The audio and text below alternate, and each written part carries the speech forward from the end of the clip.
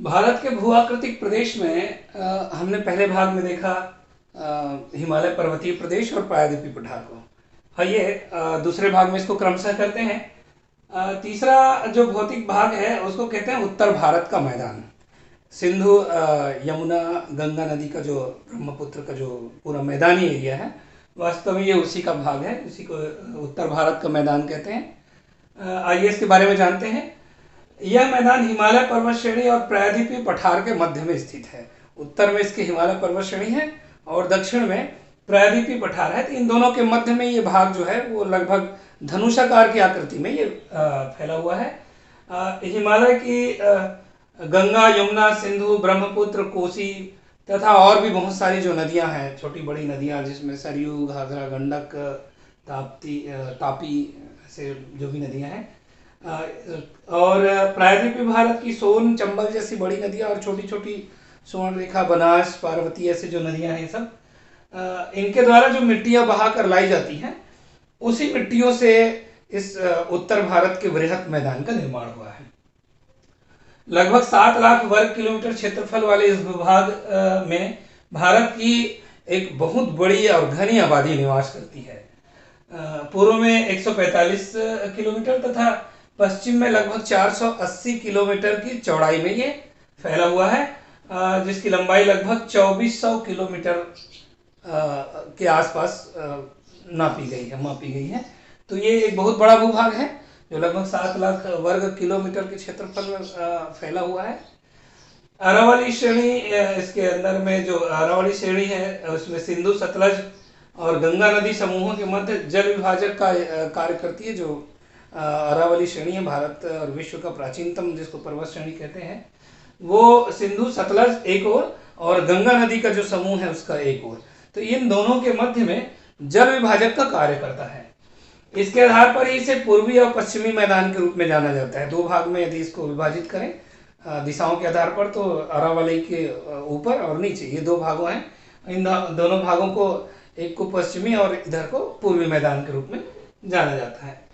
संरचनात्मक विशेषताओं के आधार पर इसको भाबर, तराई, बांगर और खादर के रूप में 4 भागों में विभाजित किया जाता है। याद रखिएगा, परीक्षाओं में काफी ये महत्वपूर्ण बिंदु होते हैं जो इनके बारे में अक्सर पूछा भी जाता है कि भाबर, तराई, बांगर या खादर, ये शब्द जो है प्रतियोगी परीक्षाओं में भी काफी पूछे जाते हैं कि ये है क्या। तो संरचनात्मक विशेषताओं के कारण याद रखिएगा, ये उनकी संरचनात्मक विशेषता, जिस तरह की उनकी संरचना हुई है उस विशेषता के आधार पर ये 4 भागों में बांटे जाते हैं। भाबर, तराई, बांगर और खादर, ये क्रमशः जमे हुए हैं। इस पर चर्चा आगे करते हैं। पहला भाग भाबर। शिवालिक के गिरिपदों में सिंधु व तीस्ता नदियों के मध्य छिद्रयुक्त तथा कंकड़ पत्थर से निर्मित यह मैदान है। याद रखिएगा, शिवालिक यानी जो बाह्य हिमालय का भाग है उसके गिरिपदों में, गिरी के पद मतलब उसके नीचे में, पैर में, तो वहां पर सिंधु और तीस्ता नदी के मध्य में छिद्रयुक्त, मतलब वास्तव में छिद्रयुक्त इसलिए कहा जाता है कि इसमें बड़े बड़े पत्थर, कंकड़ पत्थर, बड़े बड़े बोल्डर, बजरी जो कहते हैं, वो पाए जाते हैं। तो बीच बीच में इसके छिद्र जैसे बने होते हैं, क्योंकि ये पूरा का पूरा ऐसा दबा हुआ नहीं होता। और कंकड़ पत्थर से ये निर्मित मैदान है, मूल रूप से कंकड़ पत्थर से ही बना हुआ है।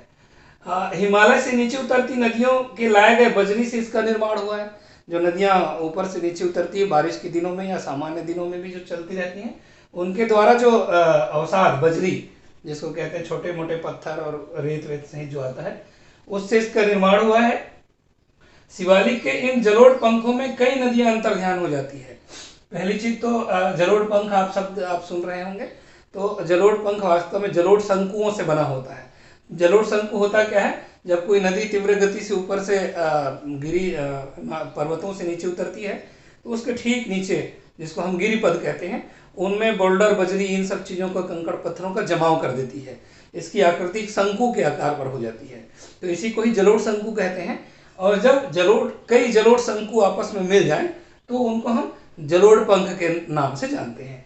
तो शिवालिक के इन जलोढ़ पंखों में कई नदियां अंतर्ध्यान हो जाती हैं। वास्तव में होता क्या है, अंतर्ध्यान नहीं होते, बल्कि उन बड़े बड़े बोल्डर, पत्थर, कंकड़, बजरियों के नीचे से होकर गुजरने लगते हैं, ऊपर दिखाई नहीं देते। तो ऐसा माना जाता है कि वो अंतर्ध्यान हो गए हैं। तो ये भाबर जो होता है मूल रूप से शिवालिक के गिरिपदों में कंकड़ पत्थर के मैदान है, जिसको हम भाबर के नाम से जानते हैं। दूसरा है तराई। यह भाबर प्रदेश के दक्षिण में महीन रेत व चिकनी मिट्टी के निक्षेप से बनी दलदली भूमि है। याद रखिएगा, तराई एक दलदली भूमि है जो भाबर प्रदेश के दक्षिण में, यानी भाबर के ठीक बाद, महीन रेत और चिकनी मिट्टी से बनी हुई है। चूंकि ये महीन रेत और चिकनी मिट्टी से बनी हुई है, इसलिए ये इसमें पानी की मात्रा काफी जमी होती, तो ये दलदली भूमि हो गई है। जहां नदियां पुनः प्रकट हो जाती है, वास्तव में वो पत्थरों से ऊपर निकल के फिर से जमीन पर बहने लगती है, धरातल पर बहने लगती है, तो फिर से पुनः प्रकट हो जाती है। और चूंकि दलदली भूमि है और इसमें नमी काफी अधिक है, इसलिए यहाँ सघन वन पाए जाते हैं। तो ये तराई प्रदेश का विशेषता है, सघन वन। याद रखिएगा एक बार फिर से, तराई क्या है? महीन रेत और चिकनी मिट्टी से बनी हुई एक दलदली भूमि, जिसको तराई कहते हैं। ये भाबर के ठीक नीचे है। उसके बाद उसके नीचे बांगर है, इसी को भांगर भी कहते हैं, अलग अलग नामों में कई बार उसको जाना जाता है। यह वास्तव में प्राचीन जलोढ़ से निर्मित मैदान है। प्राचीन जलोढ़ है ना, जो बहुत पुराने समय से जो बाढ़ और अन्य चीजों से जो मिट्टियां आती गई और वो धीरे धीरे ऊंचे होते गए, तो ये प्राचीन जलोढ़ से निर्मित मैदान है, जो खादर की तुलना में अधिक ऊंचा है। इसके नीचे जो खादर पाया जाता है उसकी तुलना में अधिक ऊंचा है, और इतना ऊंचा है कि वहां सामान्यतः बाढ़ का पानी नहीं चढ़ता। इसलिए बांगर को इस नाम से भी जाना जाता है। ऐसी कौन सी भूमि जिसमें बाढ़ का पानी ऊपर नहीं चढ़ता, तो याद रखिएगा वो बांगर है, और ये प्राचीन जलोढ़ से निर्मित मैदान है। इसके बाद अगला इसी का भाग है कि बांगर को क्षेत्र के आधार पर बंगाल के डेल्टाई क्षेत्र में बारिंद मैदान कहते हैं। याद रखिएगा, बांगर को ही क्षेत्रीय विभेद के आधार पर बंगाल के डेल्टाई क्षेत्र में बारिंद्र मैदान के नाम से जाना जाता है। जबकि इसी को ऊपरी गंगा यमुना दोआब के क्षेत्र में जो वायु निक्षेपण से बने हुए निर्मित संरचना है, उसको भूड़ कहा जाता है। भूड़ या भूड़ शब्द का भी प्रयोग होता है। तो इसके बांगर के ही दो और उपनाम हैं, जो दोनों को क्षेत्रीय स्थान के आधार पर अलग अलग नामों से जाना जाता है। इसके बाद चौथा भाग है खादर का। ये नवीन जलोढ़ से निर्मित मैदान है, जो बांगर की अपेक्षाकृत नीचा होता है। स्वाभाविक है, नवीन जलोढ़ का मतलब ऐसा जलोढ़ भाग या मैदानी भाग जिसमें हर साल नए मिट्टियां आती हों, तो वो नवीन जलोढ़ रहता है। तो ये अपेक्षाकृत निचला प्रदेश है, जहां बाढ़ का पानी प्रतिवर्ष पहुंचता है, और इसी कारण यह उपजाऊ भूमि है, काफी उपजाऊ होती है। कारण यही है कि नदियों का पानी हर बार यहाँ पर एक नई मिट्टी की परत बिछा देती है, और उसके आधार पर यह उपजाऊ भूमि फिर से निर्मित हो जाती है। बिहार, उत्तर प्रदेश, पश्चिम बंगाल में इसे खादर के नाम से जानते हैं, जबकि पंजाब में ही इसे बेट नाम से जाना जाता है। ये छोटे छोटे जो नामकरण हैं, इनको जरूर याद रखिएगा, प्रतियोगी परीक्षाओं में अक्सर इनको पूछा जाता है। पंजाब में इसे बेट कहते हैं, जबकि उत्तर प्रदेश, बिहार, पश्चिम बंगाल में इसको खादर के नाम से जाना जाता है। तो ये हुआ संरचनात्मक विशेषताओं के आधार पर उत्तर भारत के मैदान का विवरण। भाबर, तराई, बांगर और खादर। इसके क्रम को भी याद रखिएगा, क्योंकि एक दो बार प्रतियोगी परीक्षाओं में इसके क्रम को जमाने का, उत्तर से दक्षिण क्रम जमाइए, इस तरह से भी परीक्षाओं में पूछा जा चुका है। आइए, क्षेत्रीय आधार पर विशाल मैदान को और विभाजित किया गया क्षेत्र के आधार पर। जैसे सिंध का मैदान, जहाँ सिंधु नदी और उसके सहायक नदियां हैं, उधर सिंध का मैदान है, उसी के समतुल्य जो लगा हुआ भाग है उसको पंजाब का मैदान कहते हैं। उसके नीचे का भूभाग राजस्थान का मैदान कहलाता है। उसके बाद गंगा का मैदान, और अंत में इस तरफ पश्चिम की ओर, क्षमा करें, पूर्व की ओर ब्रह्मपुत्र का मैदान। तो ये एक इनका क्रम है, सिंध का मैदान से शुरू होते हुए पंजाब का मैदान, राजस्थान का मैदान, गंगा का मैदान और ब्रह्मपुत्र का मैदान। ये क्षेत्रीय विभेद के आधार पर इसको इस तरह से भी विभाजित करके अध्ययन करते हैं। वृहत मैदान की उत्पत्ति के संबंध में ऐसा अलग अलग विचारकों ने अलग अलग बातें कही हैं, लेकिन ऐसा माना जाता है कि हिमालय की जो आरंभिक नदियां हुई, शुरुआत में जो नदियां हिमालय से निकली, जो बहने लगी, उनके द्वारा लाए गए अवसादों, कंकड़ पत्थर, मिट्टी, रेत, बालू, इन सब से ये निर्मित हुआ है। मूल रूप से जो स्वीकार्य, जिसको अधिक स्वीकार किया जाता है, वो सिद्धांत यही है कि प्रारंभिक जिस समय हिमालय का निर्माण हुआ, उसके बाद जो नदियां बहने शुरू हुई, उन नदियों में आरंभिक जो नदी थे, उनके द्वारा लाए गए विभिन्न मिट्टियों से ये इस मैदान का निर्माण हुआ है। अब बात उत्तर भारत के मैदान के महत्व की, तो निश्चित रूप से भारत की सबसे बड़ी आबादी, एक बहुत बड़ी आबादी इस क्षेत्र में रहती है, जिसमें उत्तर प्रदेश, बिहार और पश्चिम बंगाल जैसे तीन बड़े जनसंख्या वाले राज्य शामिल हैं।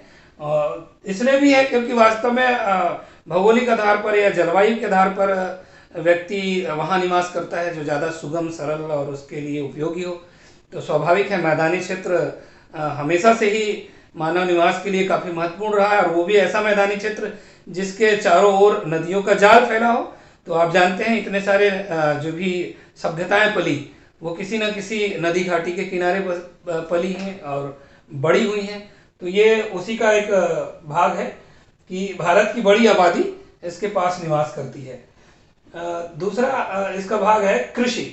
चूंकि मैदानी भाग है, इसलिए भारत में कृषि के लिए भी काफ़ी विकसित एरिया है, काफ़ी बड़ा एरिया है जहाँ बहुत सारे कृषि कार्य किए जाते हैं। गन्ना का बृहत उत्पादन होता है, गेहूं का बृहत उत्पादन होता है इस क्षेत्र में। ऐसे ही औद्योगिक विकास, चूंकि समतल भूमि है तो समतल भूमि में यातायात के साधन भी विकसित होते हैं, बाजार भी विकसित होती है। जहाँ इतनी बड़ी जनसंख्या, स्वाभाविक है बाजार भी बहुत बड़ा है, तो उसके कारण औद्योगिक विकास भी होती है। परिवहन के साधन भी विकसित होते हैं क्योंकि समतल मैदानी भूभाग है।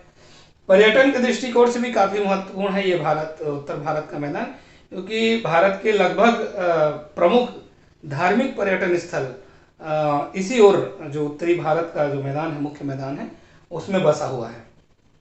तो इन सब चीज़ों के कारण इसकी महत्ता इसलिए बढ़ जाती है कि चूंकि ये इतने सारे महत्व रखता है, तो स्वाभाविक है आर्थिक रूप से भी काफ़ी महत्वपूर्ण होता है। तो उत्तर भारत का मैदान सभी दृष्टिकोण से देखें तो भारत के लिए काफ़ी महत्वपूर्ण है। इसकी भूमिका भारत के विकास में काफ़ी महत्वपूर्ण है। और भारत के बृहत मैदान एक बड़ी भारतीय जनसंख्या को जीवन यापन का स्थान देती है। आइए अंतिम भाग में चलते हैं, समुद्र तटीय मैदान व द्वीप समूह। ये चौथा भाग है भू आकृतिक प्रदेश का। इसमें दो भाग हैं मूलतः से, समुद्र तटीय मैदान और उससे लगा हुआ द्वीप समूह। समुद्र तटीय मैदान का विस्तार पूर्वी तथा पश्चिमी घाट और समुद्र के मध्य है। हम जानते हैं भारत के प्रायद्वीपीय पठार पूर्वी और पश्चिमी घाट से समाप्त होते हैं। वहाँ के ठीक बाद, यानी एक ओर पूर्वी घाट और दूसरी ओर पश्चिमी घाट के ठीक बाद का जो स्थान है, जो समुद्र तट तक, जहाँ हमारे सागर हैं, वहाँ तक का जो भाग है वो समुद्र तटीय मैदान कहलाता है। समुद्र एवं नदियों के निक्षेप से निर्मित इस भूभाग को पश्चिमी तटीय मैदान एवं पूर्वी तटीय मैदान के रूप में दो भागों में बांटा गया है। मूल रूप से समुद्र से आने वाले जो निक्षेप हैं वो, और जो नदियां हैं उन नदियों से निकलने वाले निक्षेप, इन दोनों निक्षेपों से मिलकर ये तटीय मैदान बना हुआ है। इसको दो भाग में बांटा गया है, पूर्व की ओर पूर्वी तटीय मैदान और पश्चिम की ओर पश्चिमी तटीय मैदान। देखते हैं पश्चिमी तटीय मैदान में है क्या।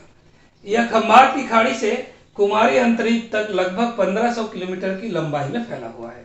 याद रखिएगा, खंभात की खाड़ी यानी गुजरात, सौराष्ट्र, कच्छ, करण, उससे नीचे की जो भाग है खंभात की खाड़ी कहलाता है, वो जो गुजरात का नीचे का भाग है, और महाराष्ट्र का जो भाग जहाँ पर मिलन होता है, तो वो खंभात की खाड़ी से लेकर कुमारी अंतरिक्ष तक, यानी दक्षिणतम भाग जिसको हम कन्याकुमारी कहते हैं, तमिलनाडु का भाग, वहां तक ये भाग जो है लगभग 1500 किलोमीटर की लंबाई में व्याप्त है।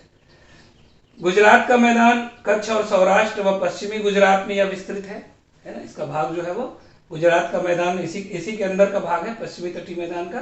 ये कच्छ और सौराष्ट्र व पश्चिमी गुजरात में यह भाग पाया जाता है, जिसको गुजरात का मैदान कहते हैं। इसका दूसरा, उसके नीचे का भाग कहलाता है कोंकण तटीय मैदान। वास्तव में ये दमन दीव से लेकर गोवा तक लगभग 600 किलोमीटर की लंबाई में व्याप्त है। तो इसका दूसरा भाग जो है वो कहलाता है कोंकण तटीय मैदान।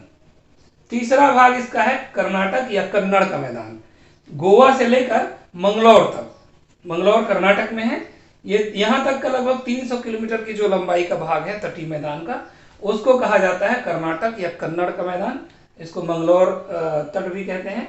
और चौथा इसका जो भाग है वो है मलाबार तटीय मैदान। ये मंगलौर से कन्याकुमारी अंतरिक्ष जो है वहां तक का लगभग 500 किलोमीटर जो भाग है वो मलाबार तटीय मैदान कहलाता है। तो इस तरह से ये पश्चिमी तटीय मैदान जो है वो 4 भागों में विभाजित है। वैसे तो इसके और छोटे छोटे उपभाग किए गए हैं, परंतु उसको 4 मुख्य भागों में बांटा गया है। इसके बाद है पूर्वी तटीय मैदान। पश्चिमी तटीय मैदान की अपेक्षा ये अधिक चौड़ाई वाला है।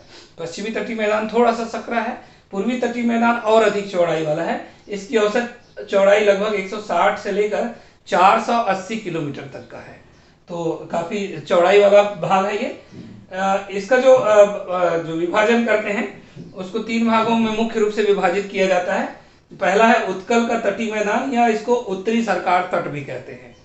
तो ये भाग जो है सुंदरवन के जो डेल्टाई क्षेत्र है पश्चिम बंगाल में, वहां से लेकर उड़ीसा के महानदी के डेल्टा तक का जो भाग है, इसको कहते हैं उत्कल का तटीय मैदान या उत्तरी सरकार तट। दूसरा है आंध्र या काकीनाडा का तटीय मैदान। इसमें महानदी डेल्टा से लेकर गोदावरी कृष्णा नदी डेल्टा तथा पुलिकट झील जो है आंध्र प्रदेश में जो स्थित है, पुलिकट झील तक के यह भाग विस्तृत है। इसको कहा जाता है आंध्र या काकीनाडा तटीय मैदान। उसका तीसरा जो भाग इसका बनता है उसको कहते हैं कोरोमंडल तटीय प्रदेश। पुलिकट झील से लेकर कुमारी अंतरिक्ष तक लगभग 700 किलोमीटर की जो लंबाई है निचला भाग, उसको कहते हैं कुमारी अंतरिक्ष। तो इस तरह से पूर्वी तटीय मैदान 3 मुख्य भागों में बटा है, उत्कल का तटीय मैदान या उत्तरी सरकार तट, आंध्र या काकीनाडा तटीय मैदान और कोरोमंडल तटीय प्रदेश। ये 3 भाग पूर्वी तटीय मैदान का। इन दोनों मैदान के जो पूर्वी और पश्चिमी तटीय मैदान हैं, उनमें बंदरगाहों के द्वारा व्यापार में, है ना, समुद्री संसाधनों के द्वारा आर्थिक रूप में और पर्यटन क्षेत्र के रूप में तथा विभिन्न रूपों में काफी महत्वपूर्ण है। हम जानते हैं भारत का जो विश्व व्यापार है उसमें जो जल से जो व्यापार करते हैं हम, जल परिवहन के माध्यम से, वो काफी महत्वपूर्ण है विश्व व्यापार में हमारा। और हमारे पास 13 बड़े बंदरगाह हैं। जैसे इधर से हम शुरू करें पश्चिमी तटीय मैदान में, तो कचकरण और कांडला बंदरगाह से शुरुआत करते हैं। कांडला बंदरगाह के बाद मुंबई में 2 बड़े बंदरगाह है, एक न्यावा सेवा है, एक मुंबई है। उसके बाद फिर नीचे जैसे आएंगे तो गोवा, उसके बाद न्यू मंगलोर, उसके बाद नीचे में आएंगे तो कोच्चि। तो ऐसे कुछ प्रमुख बड़े इधर बंदरगाह हैं।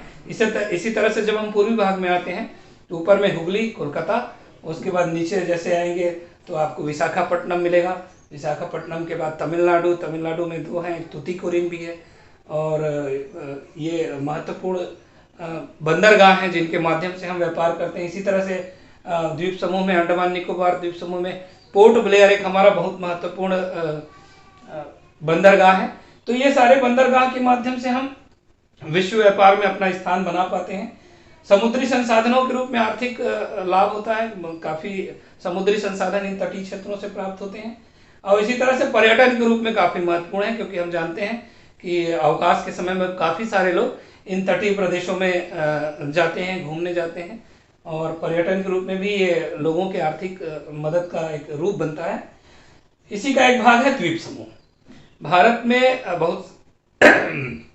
बहुत सारे द्वीप समूह भी हैं, जिनकी कुल संख्या अलग अलग पुस्तकों में अलग अलग जगहों में अलग अलग देते हैं, पर एक सामान्य अध्ययन के अनुसार इसकी कुल संख्या लगभग 247 है, जिनमें से बंगाल की खाड़ी में जो 204 द्वीप हैं और अरब सागर में 43 द्वीप हैं। तो इस तरह से दोनों ओर द्वीप बटे हुए हैं। बंगाल की खाड़ी में अंडमान एवं निकोबार द्वीप समूह में 204 द्वीप समूह आते हैं। सबसे बड़ा द्वीप समूह भारत का जो है वो अंडमान निकोबार द्वीप समूह, जो काफी लंबाई में फैला हुआ है। और अंडमान निकोबार, इसमें 2 बड़े द्वीप हैं, प्रमुख द्वीप हैं। इसमें और विशेषता यह है कि भारत के जो 2 ज्वालामुखी हैं, वास्तव में दोनों प्रसुप्त हैं। बैरम और नारकोंडम ज्वालामुखी द्वीप ये यहीं स्थित है। याद रखिएगा, ये दोनों नाम परीक्षाओं में पहले कई बार पूछे जा चुके हैं। भारत के ज्वालामुखी द्वीप कौन से हैं, तो इसको अच्छे से याद रखिएगा। बैरम और नारकोंडम 2 ज्वालामुखी द्वीप हमारे पास हैं। तो बंगाल की खाड़ी में अंडमान और निकोबार द्वीप समूह भारत का एक प्रमुख और बड़ा द्वीप समूह है। पोर्ट ब्लेयर इसकी राजधानी है। यहाँ की सर्वोच्च चोटी सैडल पीक है। और अंडमान निकोबार द्वीप समूह का सबसे दक्षिणतम बिंदु, ये भी परीक्षा में आता है अक्सर, इंदिरा पॉइंट कहलाता है। तो इसको भी याद रखिएगा। इसके बाद दूसरा भाग है अरब सागर में। तो अरब सागर में लक्षद्वीप समूह में 36 द्वीप शामिल हैं। याद रखिए, 43 में से 36 द्वीप जो है अरब सागर में लक्षद्वीप समूह में शामिल होते हैं। शेष द्वीप पश्चिमी तट में अन्य स्थानों पर फैले हैं, जैसे दमन दीव और अन्य 1-2 जो द्वीप हैं वो उनका नामकरण आता है। तो लक्षद्वीप समूह वास्तव में लक्षद्वीप जो है प्रवाल द्वीप कहलाता है। ये भी परीक्षा में अक्सर पूछा जाता है। तो लक्षद्वीप प्रवाल पर निर्मित द्वीप है और इसको प्रवाल द्वीप कहते हैं। इनमें से केवल 10 में ही मानव अधिवास है, अन्य में मानव अधिवास नहीं है। कवरत्ती लक्षद्वीप की राजधानी है, इस बात का भी ध्यान रखिएगा। लक्षद्वीप की राजधानी कवरत्ती है। एक लोकसभा क्षेत्र भी लक्षद्वीप आता है। तो इस तरह से ये द्वीप समूह जो भारत के द्वीप समूह हैं, कुल 247 में से 204 और 43 दोनों ओर विभाजित होते हैं। और ये द्वीप समूह भी भारत के लिए काफी महत्वपूर्ण है, खासकर सामरिक दृष्टिकोण से महत्वपूर्ण है। ऐसी स्थिति में जब आज पूरी दुनिया, विश्व जो है वो अपने आप को सशक्त बना रहा है, अपने लिए बड़े औजार बना रहे हैं, परमाणु क्षमता से लैस हो रहे हैं, इस स्थिति में जब आप समुद्र तटीय क्षेत्रों से जुड़े हों तो आपके लिए जो आपके द्वीप हैं वो काफी महत्वपूर्ण होते हैं। तो ये दोनों द्वीप जो है दोनों ओर से हमारे सामरिक रूप से काफी महत्वपूर्ण है और आर्थिक और पर्यटन अन्य दृष्टिकोण से तो है ही है। तो इस तरह से हमने भारत के भू आकृतिक प्रदेशों को पढ़ा। भारत के भू आकृतिक प्रदेश एक बार फिर से शॉर्ट में रिमाइंड करता हूँ। भारत के भू आकृतिक प्रदेशों को 4 भागों में बांटा गया है। पहला उत्तरी हिमालयी प्रदेश, दूसरा प्रायद्वीपीय पठार, तीसरा उत्तर भारत का मैदान और चौथा समुद्र तटीय मैदान व द्वीप समूह। तो इन 4 भागों में भारत के भू आकृतिक प्रदेशों का अध्ययन किया जाता है। इसी के आधार पर हमने ये चारों भाग में अध्ययन किया। और इसके संदर्भ ग्रंथ के लिए आपको बता दूं, मैंने भारत का भूगोल अरविंद कुमार, पेरियार प्रकाशन और भूगोल चतुर्भुज मामूरिया का हमने इसमें उपयोग किया है। अगली बार फिर से एक नए विषय के साथ, नए टॉपिक के साथ उपस्थित होंगे। तब तक के लिए मेरा आपको नमस्कार।